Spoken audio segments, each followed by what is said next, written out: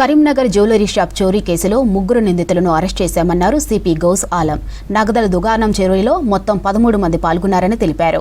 మొత్తం 161 తులాల బంగారం, 112 క్యారెట్ల వజ్రాభరణాలు ఎత్తుకెళ్లారని చెప్పారు. దోపిడీకి ముందు నిందితులు ధర్మపురిలో ఆశ్రయం పొందారన్నారు. చోరీ తర్వాత 3 బృందాలుగా విడిపోయి ధర్మపురి దగ్గర వాహనాలను వదిలి పరారయ్యారని చెప్పారు. ప్రధాన నిందితుడు సుబోధ్ సింగ్ పూణే జైలు నుంచి దోపిడీకి ప్లాన్ చేశాడంటున్న సిపి గౌస్ ఆలంలో reporter Venkatesh face to face. Karimnagar జిల్లాలో సంచలనం సృష్టించిన పీఎంజే జ్యువెలరీ కేసులో ముగ్గురు దొంగల్ని పోలీసులు అరెస్ట్ చేశారు. దీనికి సంబంధించి మరిన్ని వివరాలు తెలుసుకునేందుకు ఆయన మనతో పడినారు.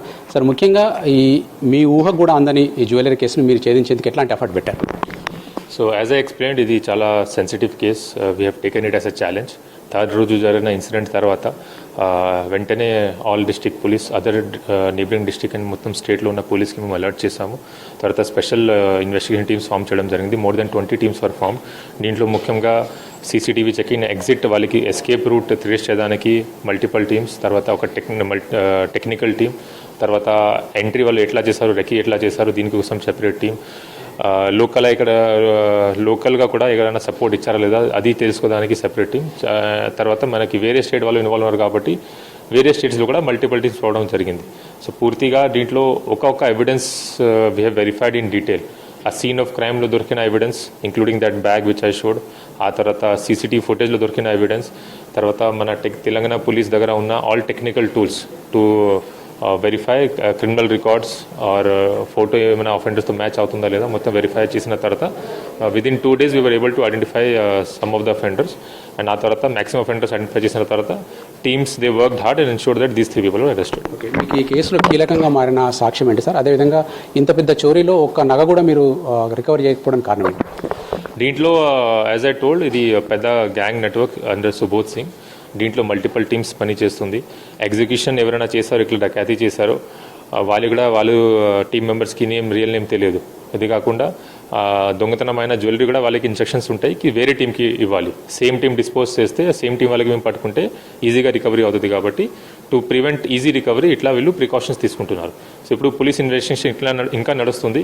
ఆ రిసీవర్ టీం ఎవరైనా ఉన్నారు, ఆ టీం వాళ్ళు కూడా ఐడెంటిఫై చేసి తొందరగా మేము రికవర్ చేసుకుంటాం. ఓకే, సంఘటన జరిగిన తర్వాత మన కరీంనగర్ చాలా చిన్న టౌన్, ఎటువైపు పోయినా కూడా 2-3 కిలోమీటర్ల దూరంలో టౌన్ అయిపోతుంది.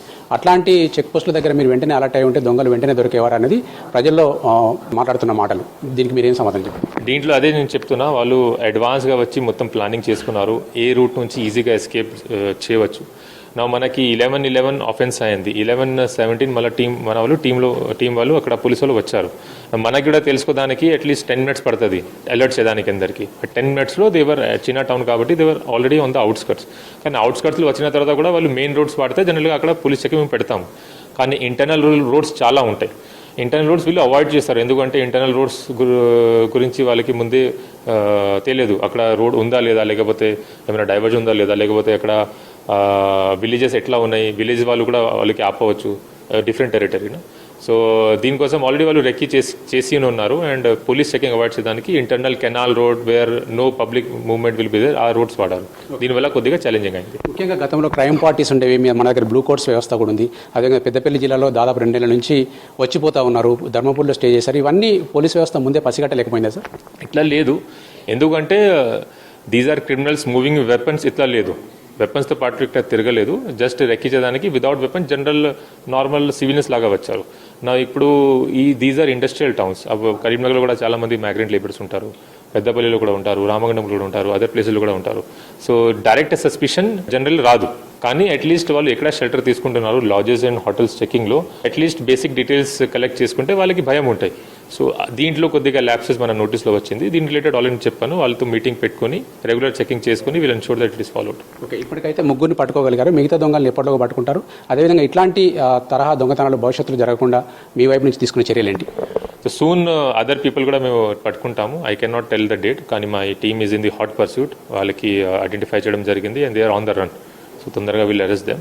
ఇది కాకుండా ఈ type of offence should not happen against. దీని related as I told, preventive పోలీసింగ్లో మేము మెయిన్లీ ఫోకస్ ఉంటాయి.